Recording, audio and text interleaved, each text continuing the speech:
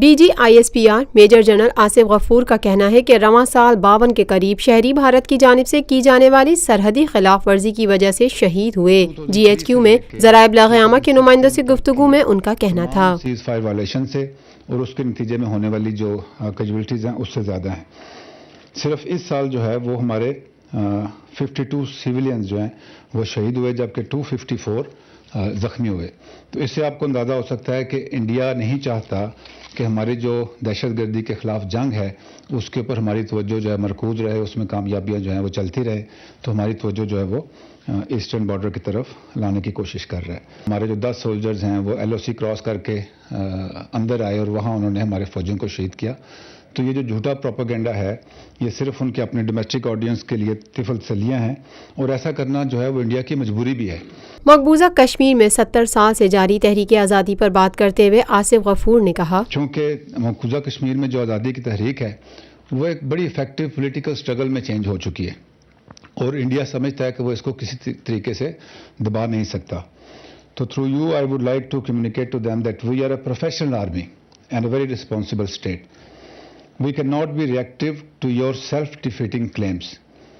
While our political, moral and diplomatic support continues and will continue for just struggle of our Kashmiri brothers, you cannot lure us into unprofessional undertakings to reinforce your beaten narrative of our physical interference in occupied Kashmir.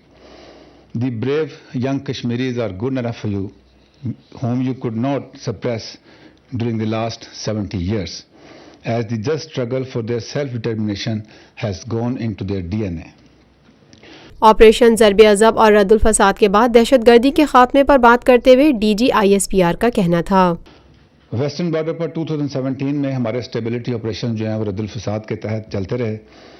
ज़रबे अज़ब के ज़रिए हमने फाटा और KP में और मुल्क के दूसरे हिस्सों में दहशतगर्दी के ठिकाने बिला तफरीक ख़त्म किए हैं। And we are very confident कि अब किसी भी दहशतगर्द तंजीम का कोई ऑर्गेनाइज्ड इंफ्रास्ट्रक्चर पाकिस्तान में मौजूद नहीं है।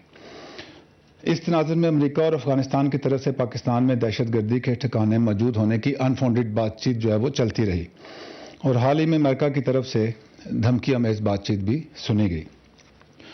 हुकूमत पाकिस्तान और दफ्तर खारजा इस पर कौमी मौक़िफ़ बयान कर चुके हैं। आर्मी चीफ का भी इस सिलसिले में अमेरिकन और अफगान लीडरशिप से इंटरेक्शन हुआ, और जो हमारा कौमी मौक़िफ़ है वो उनको कन्वे किया गया। GHQ में प्रेस ब्रीफिंग में DGISPR ने मजीद कहा, An imposed and imported war inside Pakistan. We have sacrificed a lot. We have paid huge price both in blood and treasure. We have done enough and we cannot do any more for anyone. Whatever we are doing and shall do will only and only be done for Pakistan. We did not fight for money. आपने statement सुने कि जी we are giving money. The aid that we got through Coalition Support Fund, the title itself says that it was a money in support to support the coalition.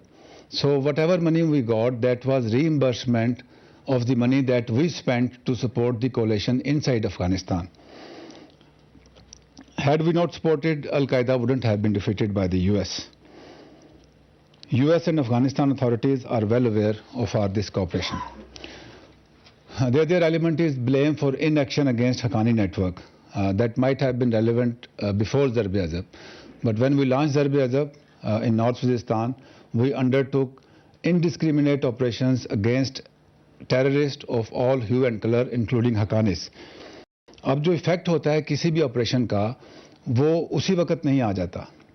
What we do today or this year, the impact will be seen in subsequent years and months. So this claim that inaction against Haqqani network is no more valid.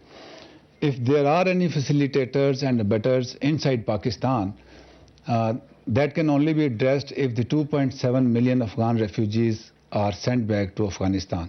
And for this, Afghanistan and United States, they have to create pull factors inside Afghanistan so that these Afghan refugees, they go back. 2017 में इसमें बहुत ज़्यादा तेज़ी रही है।